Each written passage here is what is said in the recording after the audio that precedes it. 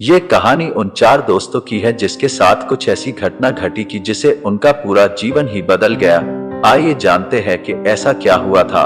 मुंबई शहर की रहने वाली प्रिया शर्मा अपने दोस्तों के साथ रवि, साहिल और विजय के साथ शिमला जाने का प्लान बनाया। वो सब शिमला जाने के लिए बस में बैठ गए। कुछ ही देर में प्रिया सो गई। अचानक प्रिया की नींद खुल गई तो उसने देखा कि बस में कोई नहीं था। बस का ड्राइवर भी नहीं था। बस अपने आप ही चल रही थी। उनके सारे दोस्तों भी बस में नहीं थे।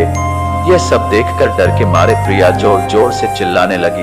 अचानक उसे लगा कि कोई उसके पीछे खड़ा है। जब उसने पीछे मुड़कर देखा तो वहां एक स्त्री बैठी हुई थी। उस स्त्री का चेहरा जला हुआ था। ऐसा लग रहा था कि किसने उसके चेहरे पर एसिड फेंका हो। ऐसा भयंकर चेहरा देखकर प्रिया ने चिल्लाना शुरू कर दिया, बचाओ बचाओ बचाओ।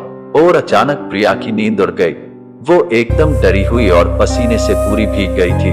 पास में बैठे हुए विजय ने पानी की बोतल दी और बोला, शायद तुम्हें कोई सपना देखा होगा। थोड़ी ही देर में सब शिमला पहुंच गए और एक होटल पर रात बिताने के लिए गए। दूसरे दिन वो सब साथ में मिलकर होटल के पास वाले पहाड़ पे घूमने जाने का नक्की किया। करीबन आधे घंटे में वो सब पहाड़ की सबसे ऊंची शिखर पर पहुंच गए। वहीं से नीचे देखने पर घने लीलेछम पेड़ पौधे काफी सुंदर दिख रहे थे।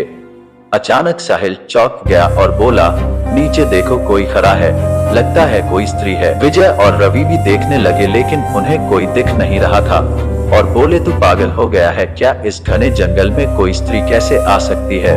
तुम्हें शायद कोई भ्रम हुआ होगा। उसके बाद वह सब खुली जगह पर चले गए। रात होने वाली थी, इसलिए वह सब ने पहाड़ पर ही रुकने का निर्णय किया। इसलिए उन सब ने वहां पर ही तंबू लगाया और खाने पीने के लिए सामान बाहर निकाला। प्रिया की बैग तंबू के बाहर थी, इसलिए वह लेने के लिए बाहर गई तो वहां पर उसे किसी की आवाज सुनाई दी। प्रिया उस आवाज की ओर अपनी नजर घुमाती है तो उन्हें सामने से कोई 3 आदमी आते हुए दिख रहे थे। उनके हाथ में धारदार हथियार देखकर प्रिया डर जाती है और दौड़ के तंबू के अंदर आ जाती है। उसने अपने दोस्तों से भी ये बात की लेकिन कोई उसकी बातों पर विश्वास नहीं कर रहे थे। प्रिया चिल्लाकर बोली, आप सब पागल हो गए हो क्या? कोई भी मेरी बातों पर भरोसा नहीं कर रहा है। चलिए मेरे साथ बाहर, मैं आपको बताती हूँ। वो सभी बाहर आके शिखर की टोच से नीचे देखने लगते हैं। उतने में ही उन सभी को लगता है कि कोई 3 लोग उनकी ओर बढ़ रहे हैं। ये सब देखकर वो सभी डर जाते हैं और तुरंत ही अपना अपना सामान समेटने लगते हैं और बड़े से पत्थर के पीछे जाके छुप जाते हैं। थोड़ी ही देर में वो सब ऊपर आ जाते हैं। प्रिया देख रही है कि उनके हाथ, पैर और सिर आम आदमी जैसे बिल्कुल नहीं थे। वो सब एक जगह पे बैठ जाते हैं और कुछ तांत्रिक विद्या शुरू करते हैं। उनमें से एक आदमी अपनी हाथों की उंगली को काट देता है, लेकिन अंधेरे की वजह से उन्हें कुछ भी ठीक से दिखाई नहीं देता है।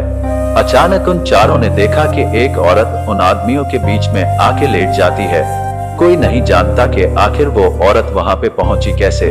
प्रिया ने कहा, मुझे कुछ समझ नहीं आ रहा है, आखिर यह सब हो क्या रहा है? मुझे बहुत ही डर लग रहा है। एक के बाद एक वो तीनों उस औरत को सूंघने लगे। वहीं पे अचानक उस औरत ने अपनी उंगली उठाई और हमारी तरफ इशारा करने लगी। हम सब डर गए। वो तीनों उस औरत को छोड़कर हमारी ओर बढ़ने लगे। हम सब पहाड़ी से नीचे होटल की ओर दौड़ने लगे। हमारी आवाज सुनकर वो तीनों हमारी ओर दौड़ने लगे। प्रिया और साहिल सबसे आगे थे और विजय और रवि उनके पीछे दौड़ रहे थे। प्रिया और साहिल होटल तक पहुंच गए लेकिन रवि और विजय का कोई पता नहीं चल रहा था। हमने होटल वालों से उनके बारे में सभी बातें की तो उन लोगों ने कहा कि उस पहाड़ पे कोई नहीं जाता है, वो पहाड़ शार्पित है। जो भी वहां जाता है वो कभी वापस नहीं आता है। आपकी किस्मत अच्छी थी कि आप अभी जिंदा है, लेकिन हमारे दोस्त रवि और विजय कभी भी वापस लौट के नहीं आए। हमने उन्हें ढूंढने का बहुत ही कोशिश की, पुलिस कंप्लेन भी करवाई लेकिन कोई फर्क नहीं पड़ा।